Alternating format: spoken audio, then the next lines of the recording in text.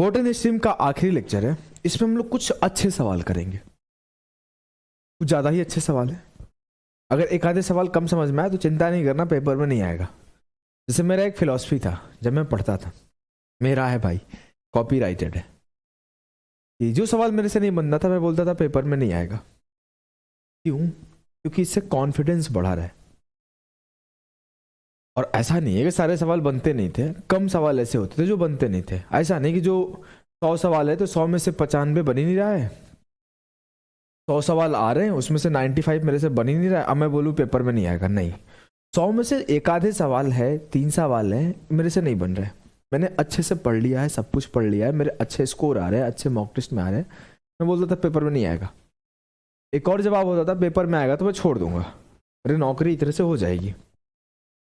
जब कभी अच्छे सवाल आए, डिफिकल्ट सवाल है, नहीं बन रहा हो, अपने आप को संतावना भी देने आना चाहिए, नहीं तो क्या होता है ना, कॉन्फिडेंस डाउन होने लगता है। चलो स्टार्ट करते हैं। एक एमटीएस के सवाल से, बेसिक सा सवाल है, इसके बाद अच्छे सवाल है। A boat sails downstream from a point P to Q which is 24 kilometre away from P। एक नाव, पॉज करके ट्राई करना है, सब कुछ फिनिश हो चुका है तो ये सब सवाल आप खुद से कर सकते हो। एक नाव एक बिंदु P से बिंदु Q तक के धारा के अनुकूल चलती है जो P से 24 किलोमीटर दूर है और P पर लौट आती है। यदि नाव की वास्तविक गति शांत जल में 6 किलोमीटर पर आवर है तो P से पूरी यात्रा Q से P तक P की तुलना में 3 घंटे कम समय लगता है। The entire trip from P to Q takes 3 hours less than that trip from Q to P। अगर मैं बोलूं ये P है और ये Q है तो ये इधर से अगर डाउन स्ट्रीम जा रही है तो इधर से अप स्ट्रीम आ रही है, तो जो टाइम अप स्ट्रीम में लग रहा है उससे 3 घंटा कम डाउन स्ट्रीम में लगा है। यही बात बोला जा रहा है। ये तो बहुत सिंपल सी बात है कि अप स्ट्रीम में हमेशा ज़्यादा टाइम लगता है। तो आपको बताना है what should be the actual speed of the boat. Boat की एक्चुअल स्पीड क्या होना चाहिए to sail from P to Q in 2 hours, जिससे वो P से Q 2 घंटे में पहुंच जाए। चलो बताते हैं। देखो अब मैं बहुत सिंपल से बात बताऊंगा। अगर मैं बोलूं P से Q उसका डिस्टेंस 24 किलोमीटर है, इतना तो बहुत आसानी से पता है कि सर अप स्ट्रीम में ज्यादा टाइम लगा होगा जी। अप स्ट्रीम का स्पीड क्या होगा, x माइनस मतलब बोट का स्पीड माइनस करंट का स्पीड। तो बोट का स्पीड 6 है तो करंट का स्पीड x मान लेते हैं, और ये 3 घंटा ज्यादा लग रहा है जब वो डाउन स्ट्रीम स्पीड से चल रहा है, और डाउन स्ट्रीम स्पीड क्या है 6 + x और डिस्टेंस क्या है 24। ये टाइम इस टाइम से 3 घंटा ज्यादा। कि बेसिक सी लाइन आपको समझ में आ गई? जी सर। अब मेरे से बोला गया है कि अगर वो किस स्पीड से P से Q जाए कि सिर्फ 2 घंटा में पहुंच जाए, क्या होना चाहिए बोट का स्पीड, मतलब 24 प्लस बोट का स्पीड यहां पे बताना है जिससे सिर्फ 2 घंटे में पहुंच जाए। तो यहां पे 12 स्पीड जब होगा बोट का तो 2 घंटे में पहुंच जाए। अब मुझे पता नहीं है वास्तविक गति क्या होनी चाहिए क्या नहीं, इधर से मेरे को, अब मुझे ये 12 जो स्पीड है ना, इसमें आपका बोट का भी स्पीड है और करंट का भी स्पीड है, तो मुझे ये सब पता नहीं है भाई इसमें से आंसर कौन सा होगा क्या होगा। हम लोग क्या करते हैं ना, 2 तरीके के लोग होंगे यहाँ पे। एक लोग होंगे जो इसे फटाफट से क्वाड्रेटिक सॉल्व करना शुरू कर देंगे, लेकिन एक लोग होगा जो थोड़ा सोचेगा, बोलेगा x तो कोई ना कोई इंटीजर नंबर ही होगा। जी सर, x 0 हो सकता है, x 0 तो नहीं होगा, इज्जत है कुछ x का, तो क्योंकि 0 होगा तो 6 चौके 24, 6 चौके 24 0 हो जाएगा। मैं x को 1 रख के देखता हूं तो 6 से 1 गया 5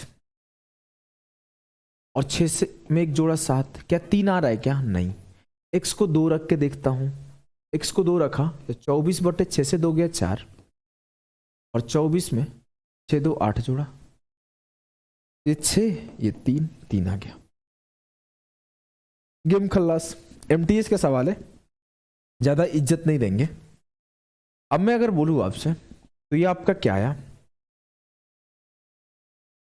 जो स्ट्रीम का स्पीड आया, करंट का स्पीड आया 2 आया, और मैं अभी देखा था जब 24 किलोमीटर 2 घंटे में जाना था तो स्पीड कितना रहना चाहिए 12 किलोमीटर पर आवर। ये 12 kilometre per hour down stream speed रहना चाहिए, 2 घंटे में जा रहा है तो तो अगर 12 किलोमीटर स्पीड रहना चाहिए पर आवर, जिसमें से 2 किलोमीटर पर आवर स्ट्रीम का स्पीड है, तो जो बचा हुआ 10 होगा वो किसका स्पीड होगा? सर बहुत सिंपल सी बात है, बोट का स्पीड होगा। Option A. चलो इस सवाल को करो। एसएससी सीजीएल 2022 का है वो सवाल है। ये सवाल आपका एसएससी सीजीएल 2022 प्री का है वो सवाल है। A swimmer swims from a point P against the current for 6 minutes and then swims back along the current for the 6 minutes and reaches at a point Q. If the distance between P and Q is 120 metre, then the speed of the current is। थोड़ा सा ना language बहुत घुमाया गया इस सवाल का। मैं बोलूं अगर एक तैराक बिंदु P से, मान लो बिंदु P है, बिंदु P से 6 मिनट धारा के विरुद्ध दौड़ता है, बोला गया ना अगेंस्ट द करंट, मतलब ये अप स्ट्रीम गया 6 मिनट। मान लो कोई पॉइंट टी तक पहुंच 6 मिनट में, अब इस टी पॉइंट से फिर से 6 मिनट डाउन स्ट्रीम चला है, लेकिन इतना तो पता है ना कि अप स्ट्रीम डिस्टेंस 6 मिनट में जितना चलेगा उससे ज्यादा वो डाउन स्ट्रीम चलेगा। बहुत सिंपल सी बात है, क्योंकि अप स्ट्रीम स्पीड में ना जो बोट का स्पीड होता है उससे हम लोग करंट का स्पीड माइनस करते हैं, लेकिन डाउन स्ट्रीम स्पीड में बोट की स्पीड से करंट के स्पीड को जोड़ते हैं। तो इस स्पीड से 6 मिनट चलाया जाए और इस स्पीड से 6 मिनट चलाया जाए, तो ये तो बहुत सिंपल सी बात है कि इस स्पीड से 6 मिनट ज्यादा चलेगा। जी हाँ, अब यहां से वो चलना शुरू किया और 6 मिनट तक चला, चलते चलते चलते चलते कोई पॉइंट मान लो यहां पहुंच गया, मान लो ये पॉइंट क्यू पे पहुंचा। ये बोला जा रहा है जो पी और क्यू का डिस्टेंस है ना वो 120 मीटर। तो मैं अगर बोलूं एक बार बी प्लस सी की स्पीड से 6 मिनट चला गया और एक बार बी माइनस सी की स्पीड से 6 मिनट चला गया, और जो डिस्टेंस आया वो 120 मीटर है। यही बात है ना, ये स्पीड इनटू टाइम डिस्टेंस है, स्पीड इनटू टाइम डिस्टेंस है, और ये डिस्टेंस। मैं अगर ध्यान से बोलूं ये 6 मिनट है, ये 120 मीटर है, सबको किलोमीटर पर आवर में करते हैं। 6 मिनट को मैंने 60 से डिवाइड करा और 120 मीटर को मैंने 1000 से डिवाइड करा। अभी मेरा किलोमीटर है, ये आवर है, ये आवर है, और ये भी किलोमीटर पर आवर में। मैं अगर 6 से 6 काट दूं, 6 से 6 काट दूं, 0 से 0 काट दूं, ये बी प्लस सी माइनस बी प्लस सी बराबर किसके होगा? 120/100। मतलब अगर मैं बोलूं तो 1 पॉइंट, बी से बी कट गया तो 2 ऑफ सी बराबर किसके होगा? 1.2। तो सी किसके बराबर होगा? 0.6 किलोमीटर। ये साधारण सी बात आपको समझ में आया? ये साधारण सी बात आपके दिमाग में घुस गया? एकदम सर हलवा बना के रख दिए हम ऐसे सवालों को। चलो ये एमपी कांस्टेबल का आया हुआ सवाल है 2023 का, सॉल्व करना। और इस टाइप का ही एक सवाल ऑलरेडी पेपर में हमारे सीजीएल में आ चुका था, तो मैंने मिल गया एक सवाल, बोले चलो करा देता हूं, भले कांस्टेबल का है लेकिन इज्जत देना पूरी पूरी सीजीएल वाली। देखो क्या है, an electric boat travels from point P to Q and then back. P से क्यू गया और क्यू से पी आया। Both the places are situated on the banks of the river. दोनों जो प्लेस है ना वो बैंक मतलब किसी रिवर के किनारे है, पी और क्यू, ये बोला चाहता है। फिर बोला if the speed of the electric boat in point still water is doubled. अगर हमने क्या किया, बोट की स्पीड को दोगुना कर दिया, then the time taken to travel from P to Q and back is 20% of the original time. जितना टाइम पहले ले रहा था उससे 20% टाइम अब ले रहा है। Ratio of actual speed of the electric board and speed of the river. तो आपको ओरिजिनल बोर्ड का और रिवर का रेशियो बताना है। कैसे करोगे? सवाल है कि एक विद्युत बोर्ड पी से क्यू तक गया और वापस यात्रा करता है, दोनों स्थान नदी के किनारे स्थित है। बात तो समझ गए, बिंदु पी से क्यू जाता है, क्यू से पी आता है। दूसरे केस में अपनी स्पीड दोगुना करके पी से क्यू जाता है, क्यू से पी आता है। तो जब सिंपल गया है तो जितना टाइम लगा है, और जब दोगुना किया है तो आया गया है, तो जो टाइम लगा है उससे 20% है ये। बस बात खत्म। मान लेता हूं डी डिस्टेंस है, डी डिस्टेंस एक बार बोट प्लस करंट की स्पीड से गया और डी डिस्टेंस एक बार बोट माइनस करंट की स्पीड से आया, तो टाइम जो लगा वो टी टाइम लगा। क्या इस बात से आपत्ति है? होगा भी तो कुछ कर नहीं पाओगे। दूसरी बार डी डिस्टेंस गया और डी डिस्टेंस आया, लेकिन यहां पे इस बार कहानी बदल गया है। इस बार स्टोरी क्या बदला, इस चीज को समझना आप, कि इस बार जो स्पीड ऑफ बोट है वो डबल हो गया, मतलब speed of electric boat is doubled. जब आपका स्पीड ऑफ बोट डबल हो गया, अब ये 2 ऑफ बोट प्लस करंट से गया और जो 2 ऑफ बोट माइनस करंट से आया, और जब ये इससे गया और इससे आया तो जो टाइम लगा, लगे हुए टाइम का 20% लगा, तो टी का 20% 1/5 लगा। अब आपको क्या करना है, आपको तो सर चाहिए हमें बस एक चीज, हमें बस एक चीज चाहिए, बोट और करंट का स्पीड का रेशियो। तो बोट और करंट चाहिए, तो मुझे ये डिस्टेंस की नीड है क्या? नहीं। मुझे ये टी की नीड है क्या? नहीं। मैं इन दोनों को डिवाइड कर देता हूं। मैं डी कॉमन किया, मैं इसका डी कॉमन किया, कॉमन कर दिया तो डी से डी खत्म हो जाएगा। यहां पे लिखा बी प्लस सी, यहां पे लिखा, यहां पे बी माइनस सी, यहां पे B plus C, B plus C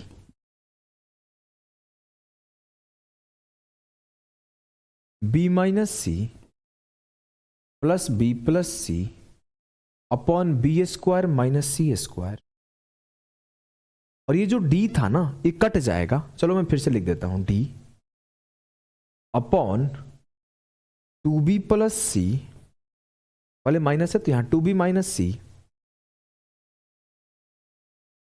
plus 2b plus C upon 4b square minus C square.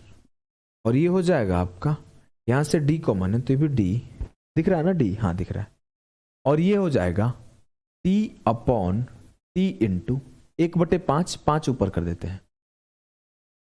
क्या ये लाइन आपको क्लियर है? जी सर एकदम क्लियर है। मैं थोड़ा स्टेप स्किप नहीं कर रहा हूं। क्यों नहीं कर रहा हूं? कि पहली बार ये सवाल सॉल्व कर रहा हूं, हो सकता है आप लोगों को दिक्कत हो, नहीं तो ये सब स्टेप स्किप किया जा सकता था, सीधे मेन पॉइंट लिखा जा सकता था। सी से सी खत्म, सी से सी खत्म, डी से डी खत्म, टी से टी खत्म। यहां हो गया 2b/b square, b plus B 2b/b square minus C square. यहां होगा 2b plus 2b 4b/4b square minus C square. चलो मैं फिर से एक स्टेप लिख देता हूं, स्टेप नहीं स्किप करता हूं। 2b/b square minus C square, और यहां है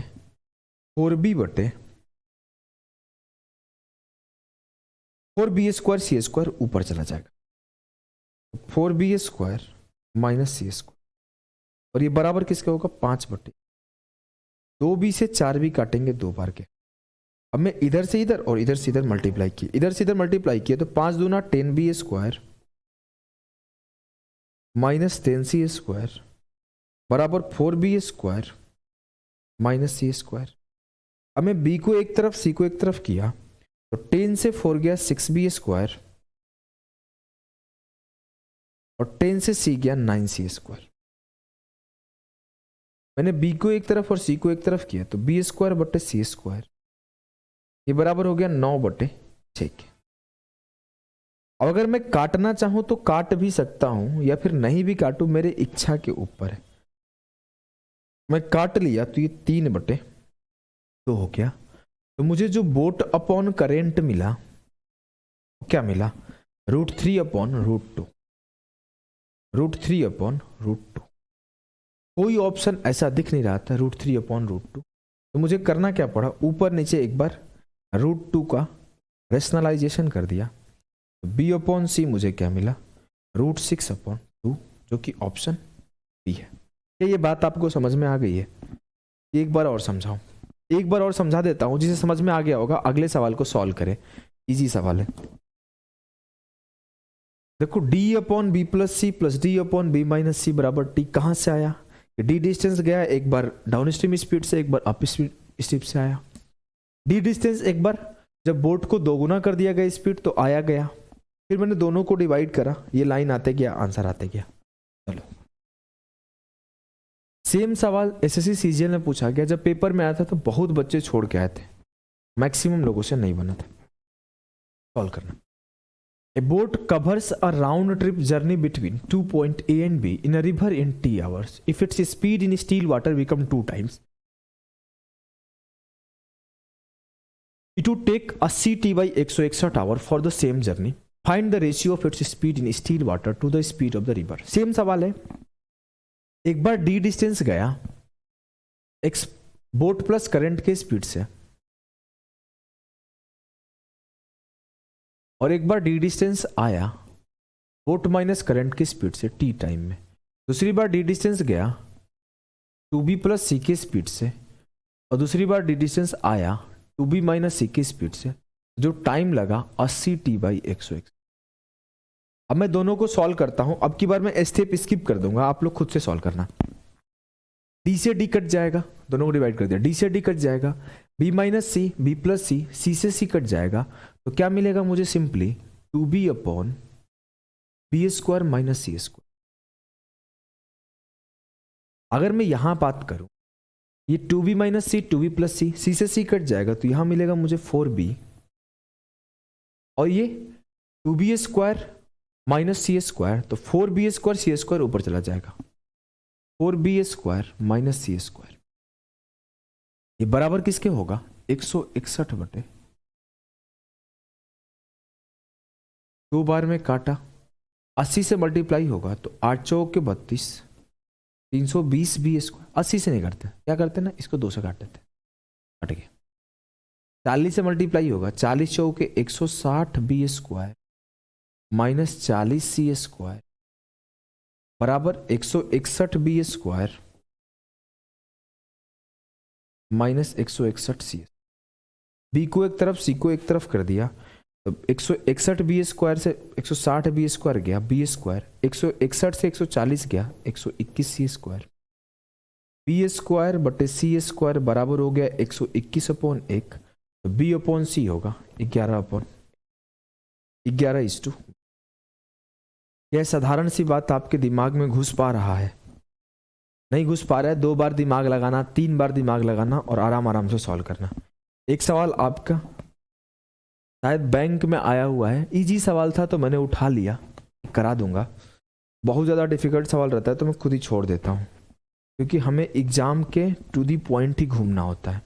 एक आधे % ऊपर चला जाऊंगा। जैसे अब मैं आगे बात करूँ तो एक आधे सवाल रेलवे का था, मैंने उसे रख लिया था। आरआरबी जेई का सवाल है, देखो मैंने इसे रख लिया है क्योंकि हमारे एग्जाम के पॉइंट ऑफ व्यू से इंपॉर्टेंट है। अगर ये सवाल कैट वेट लेवल का होता तो मैं छोड़ देता, क्योंकि मुझे शो ऑफ तो आपको करना नहीं है कि मेरे को कितना आता है, आपके एग्जाम के रेलिवेंट ही पढ़ाना है। क्या है सवाल? The river flow towards the city Q from city P. एक नदी शहर पी से शहर क्यू की ओर बहती है। शहर पी और शहर क्यू के बीच की दूरी 360 किलोमीटर है। The distance between city P and city Q is 360 metre. Two boats A and B run daily from P and Q respectively at the same time and come back. 2 नावें ए और B क्रमशः शहर P और Q से एक ही समय पर प्रतिदिन चलती है और वापस आती है। एक पी से चलती है, क्यू से चलती है, ठीक है। अगला लाइन बोला गया है, यदि शांत पानी में ए की गति 20 है और शांत पानी में बी की गति 16 है। The speed of A in still water is 20 km/h and speed of B in still water is 16 km/h and speed of steam is 4 km/h और धारा की गति 4 किलोमीटर घंटा है, तो वह समय ज्ञात करें जब वे पहली और दूसरी बार मिलते हैं। और ये क्या शुरू करना, शुरू किए, उसके बाद से पहली बार और दूसरी बार कब मिलेंगे। मैं ये मान लिया पॉइंट P है, मतलब किनारा, और ये Q है। यहां से अपना 20 की स्पीड से एक स्टार्ट किया और यहां से एक अपना 16 की स्पीड से स्टार्ट। लेकिन क्या 20 की स्पीड से स्टार्ट करेगा? नहीं, ये डाउन स्ट्रीम जा रहा है सर। इसमें क्या होगा, 4 ऐड हो जाएगा और ये बाय डिफॉल्ट 24 की स्पीड से चलेगा, और इससे 4 माइनस हो जाएगा और ये बाय डिफॉल्ट 12 की स्पीड से चलेगा। तो एक 24 की स्पीड से चल रहा है डाउन स्ट्रीम, एक 12 की स्पीड से आ रहा है अप स्ट्रीम, और इनके बीच की जो दूरी है 360 है। ये सिंपल सी बात क्लियर है? जी सर एकदम क्लियर है। तो मेरे से अगर कोई बोला जाए कि ये लोग कहाँ मिलेगा, मतलब कितने देर बाद मिलेगा। टाइम होगा, रिलेटिव स्पीड लगा दिया 360 अपॉन 24 प्लस 12 36, 10 आवर्स बाद मिलेगा।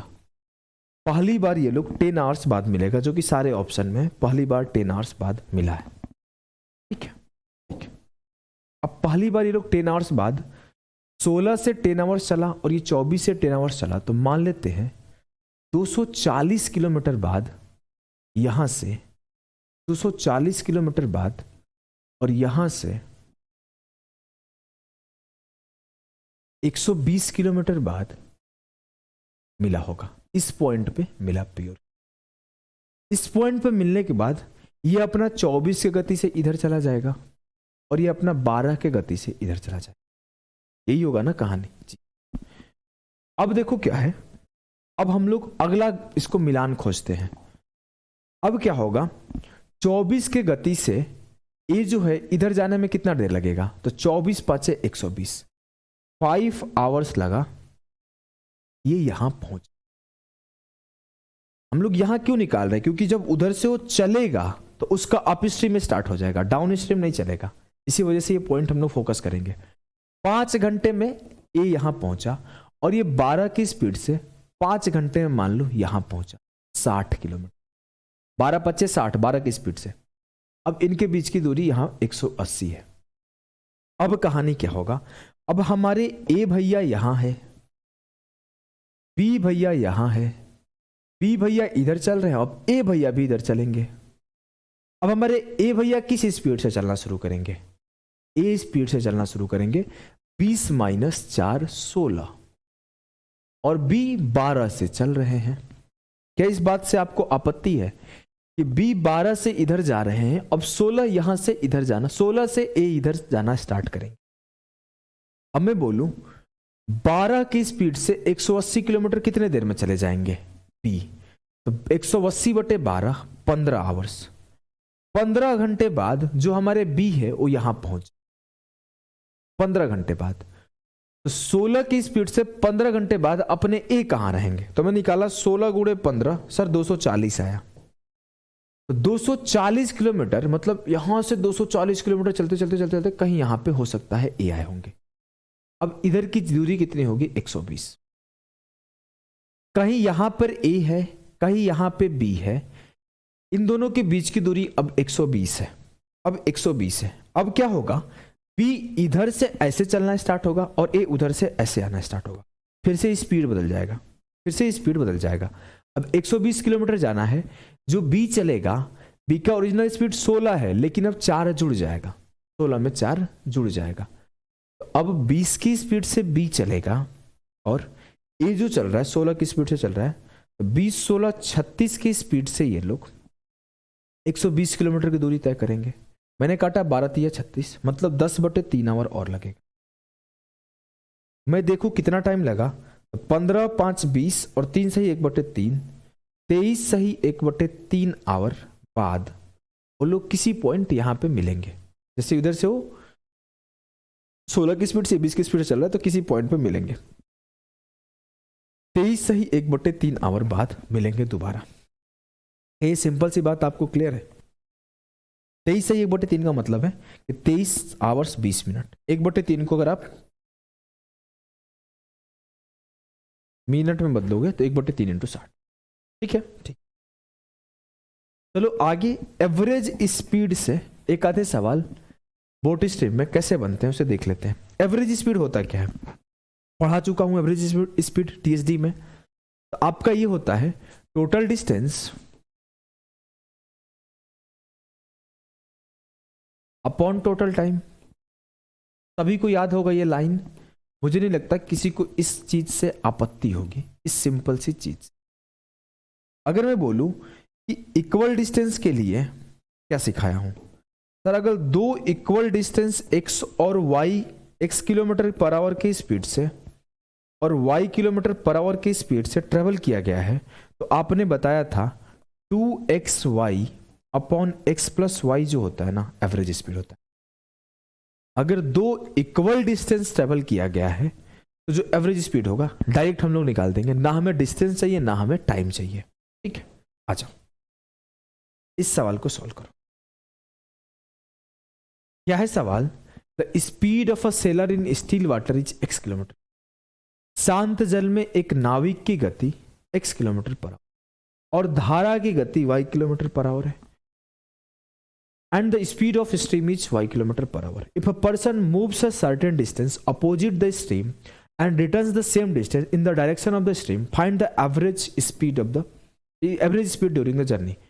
अगर कोई व्यक्ति धारा के विपरीत एक निश्चित दूरी तय करता है और फिर धारा के दिशा में उसी दूरी तक लौट आता है, तो यात्रा के दौरान उसकी औसत गति ज्ञात करें। बताया जाए क्या होगा। अगर मैं बोलूं तो वो एक चीज यहां पे बोल दिया है कि द सेम डिस्टेंस, मतलब इक्वल डिस्टेंस गया है, इक्वल डिस्टेंस आया है।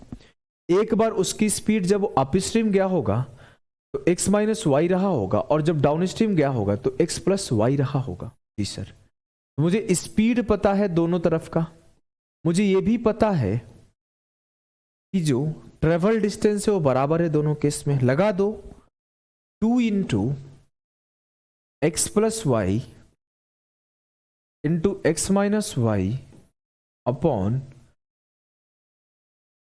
X plus y plus x minus.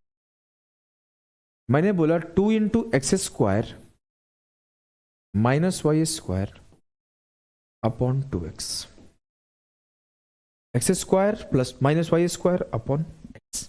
Option D, option D will be the correct answer. Option D will be the correct answer. बहुत सिंपल सा सवाल है, आपको दो स्पीड गिवन है, एवरेज स्पीड पूछा गया है। X square minus y square. चलो, कोई सवाल डिफिकल्ट सवाल नहीं है, सारे सवाल इजी है, बस आप क्या उससे कनेक्ट कर पा रहे हैं, यही बात है। देखो ये भी आरआरबी एनटीपीसी का सवाल है। A boat moves in the upstream from city P to city Q. एक नाव शहर पी से शहर क्यू तक धारा के विपरीत दिशा में चलती है और क्यू से पी डाउन स्ट्रीम, मतलब धारा के समान दिशा में चलती है। इफ इन स्टैग्नेंट वाटर, कोई रुकी हुई पानी में उस बोट का स्पीड 35 है और स्ट्रीम का स्पीड 5 है, तो एवरेज स्पीड बताना है। अगर मैं बोलूं तो एक स्पीड क्या होगा, 35 प्लस 5 40, ये डाउन स्ट्रीम स्पीड होगा। 35 माइनस 5 30, ये मेरा अप स्ट्रीम स्पीड होगा। एवरेज स्पीड क्या होगा, 2 into x into y upon x plus y. तो मैंने बोला 2 गुणे, सीधे कर देता हूं ना, 2 चौके 8 है 2400 अपॉन 70। 1 0 से 1 0 खत्म, 7 या 21, 7 8 56, 7 5 35, लगभग 38 पॉइंट।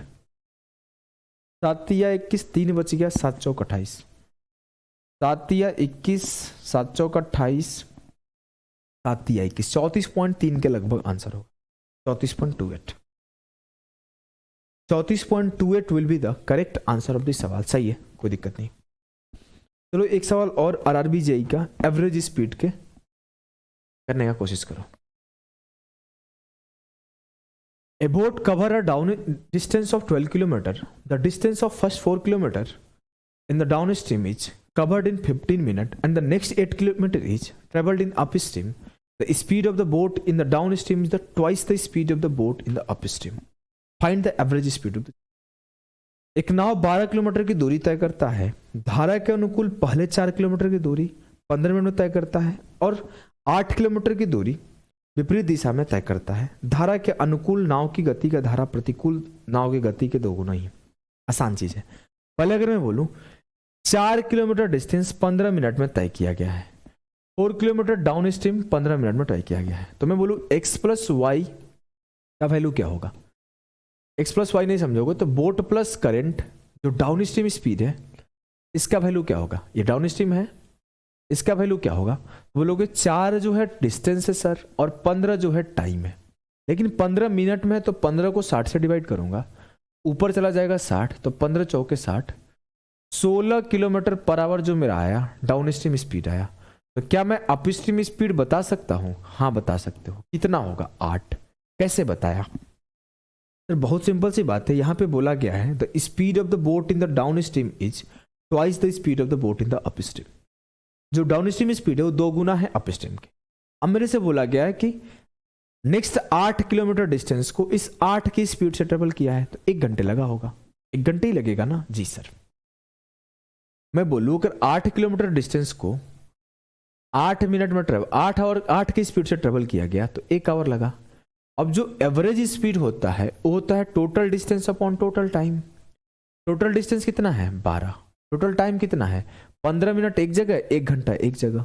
तो 15 मिनट को मैं लिख सकता हूँ 15/60, 1/4 और ये 1, 4 एकम 4 1 5/4, 4 ऊपर चला जाएगा तो 12 × 4/5, 48/5 मतलब 5 नमा 45, 9.6 किलोमीटर। ये छोटी सी बात आपको क्लियर है? जी सर एकदम क्लियर है। आपका बोट एंड स्ट्रीम हमेशा के लिए समाप्त होता है यहाँ से, और फिर रेस, सर्कुलर रेस और कहानी खत्म। तो बाय बाय, मिलते हैं रेस और सर्कुलर रेस।